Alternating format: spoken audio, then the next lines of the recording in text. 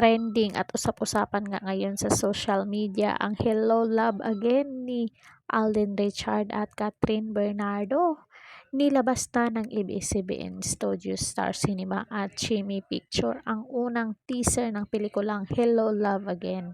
Marami ang naantig sa 1-minute teaser na nagbigay ng tribute sa pagsasakripisyo ng mga kababayan nating overseas Filipino workers o OFWs para sa kanilang pamilya. This year, we will come home, we will love again, we will find joy. Mensahe ng mababasa sa teaser.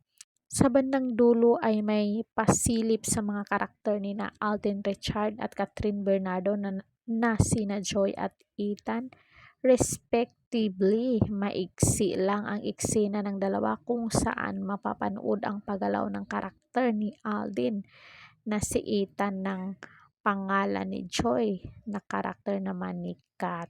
Yung pagtawag ni Alden Richard doon sila sa airport na sabi ni Alden, "Hi Joy." So napalingon doon si Alden.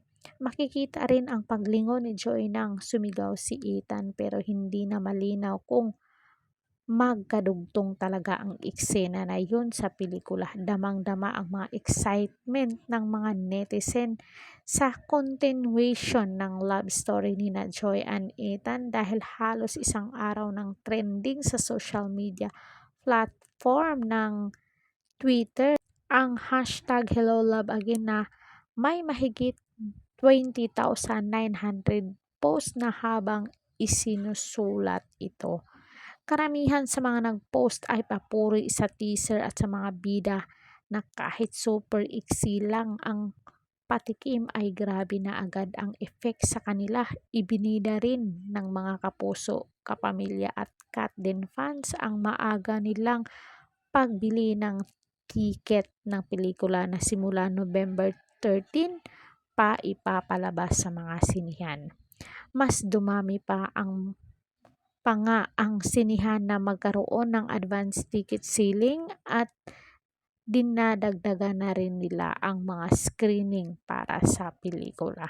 So comment down kayo dyan kung isa rin ba kayo sa nag-aabang, dahil kung nag-aabang kayo, bili na kayo ng ticket, baka maubusan kayo.